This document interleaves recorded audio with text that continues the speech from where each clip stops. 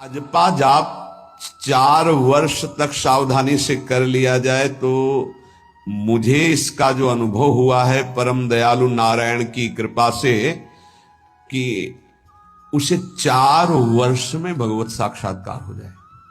तो कह रहे नारायण भगवान की कृपा से इस दास को जो अनुभव हुआ अजपा जाप से 4 वर्ष में भगवत साक्षात्कार।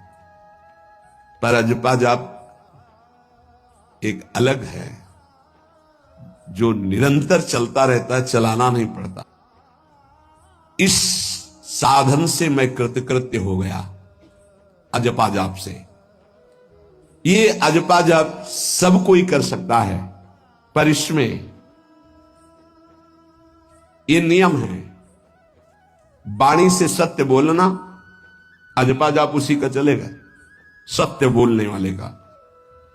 ये अजपा जाप में बड़ी सामर्थ्य है। इसमें क्या होता है कि जपना नहीं होता है, पर यहां तक पहुंचना कठिन है। पीछे बताया गया था कि इतने समय तक अगर आप वैखरी से भजन करें, परसों ही शायद चर्चा हुई थी, फिर आपके कंठ से चलने लगेगा, फिर आपके हृदय से चलने लगेगा, फिर नाभि से चलने लगेगा। ये श्वास पर अभ्यास किया जाता है।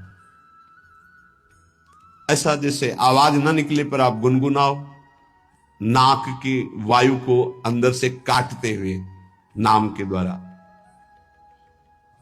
बस आवाज नहीं निकल रही, क्या चल रहा है श्वास में। अजपा जाप बहुत जल्दी भगवत साक्षात्कार कराता है। करता नहीं रहता जाप का, और जाप होता है। भोरी सखी जी ने भी कहा, नाम श्वास दो बिलक चलत है, इनको भेद नमो को भावे, श्वास ही नाम नाम ही श्वासा, नाम श्वास को भेद मिटा। बहुत जो चाहोगे प्राप्त हो जाएगा। ये रुपया पैसा संसार की भोग सामग्री, ये तुम्हें कोई देगा भी तो तुम्हारी इच्छा नहीं होगी, आसक्ति नहीं होगी इनकी तरफ। ब्रह्मादि के भोग सब विषम लागत ताई, नारायण ब्रज चंद की लगन लगी है जाई। अजपा जाप को निरंतर चलाने के लिए एकांत में भगवान की कुछ स्तोत्र और प्रार्थना है, उनको गाइए और रोइए, प्रभु से प्रार्थना कीजिए। क्या मुझे अजपा जाप दे दीजिए, निरंतर भजन दे दीजिए, वो दे देंगे। हमने संतों से सुना है कि भगवान भजन मांगने की बात को बड़ी जल्दी पूरी करते हैं, कि मुझे अखंड भजन दे दीजिए। हृदय से जब चाहोगे तब, वो अंतर्यामी है, वो आपके अंदर बैठे देख रहे हैं। भगवान मुझे भजन दे दिए, और आपके चल रहा विविध भोगों की, तो पहले उन भोगों को नष्ट करेंगे या पूर्ण कराएंगे, तब आखिरी बातें आएगी।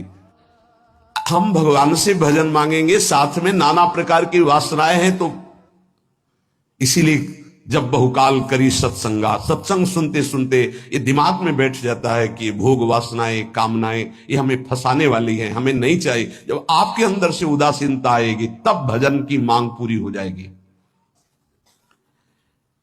कभी कभी भगवान का गुणानुवाद करके एकांत में रोया करे साधक।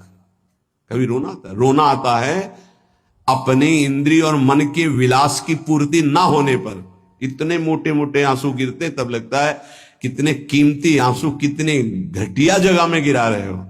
अरे इन्हीं से प्रभु को खरीद लेते हैं। अगर उनके लिए रो देते तो इतने करुणामय है वो कि आपको आभास होने लगता, भले हम अंतःकरण उस कोटि की व्याकुलता नहीं कि मेरे प्रभु हम पर कितनी कृपा कर रहे हो। अगर हृदय से उनको पुकारे तो निश्चित वो अनुभव में आ जाते हैं। छोटी छोटी बातों में लोग रो देते हैं, ऐसे रो देते हैं, मोटे मोटे आंसू चल रहे बात में ऐसे, और प्रभु की चर्चा हो जाए घंटों, कोई फर्क नहीं पड़ेगा। ये तो आश्चर्य लगता है। और भक्तों को चाहे जितना भीषण कष्ट हो, कभी आंसू नहीं निकल सकते। जब आंसू निकलेंगे तो भगवत भाव में निकलेंगे। कह रहे नारायण स्वामी कि अजपा जाप के लिए भगवान से प्रार्थना करो। कभी कभी एकांत में उनके स्तोत्र हैं, गुण हैं, उनको गा गा कर रो, उनसे प्रार्थना करो, हे दीन बंधु मुझे अपना अखंड भजन दे दो। जो चाहिए सब प्राप्त हो जाएगा। भजन से क्या नहीं प्राप्त हो सकता। एकांत में बैठकर रोने, ऐसे प्रतिदिन जब आप नियम बना करके प्रभु से प्रार्थना करेंगे। मीराबाई जी ऐसा ही करती थी, रात्रि में गिरधर से बात करती थी, प्रार्थना करती थी। नारायण स्वामी जी कह रहे हैं, उपासक ये बिल्कुल ध्यान रखे, यदि नाम सिद्ध करना है तो झूठ बोलना शपथ पूर्वक त्याग दे। झूठ नहीं बोलूंगा।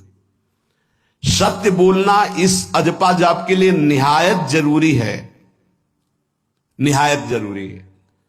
प्रार्थना है, काहे को मलिन करे जिह्वा, जब हम भगवत मार्ग में चल रहे तो ये याद भूल जाती है हमें कि हमें सत्य ही भाषण करना है, असत्य नहीं बोलना। ये हमें भूल जाते हैं। क्यों भूल जाते हैं? क्योंकि माया का ऐसा प्रभाव। अगर हम भजन के प्रेमी हैं, भजन बढ़ाना चाहते हैं, तो हम झूठ क्यों बोले? सारे जगत में जो भी तुम्हारे सामने आवे, दृष्टि से उसको जरूर देखकर एक बार प्रणाम करो, मेरे प्रभु इस जीव जंतु के रूप में, जड़ के रूप में, चैतन्य के रूप में।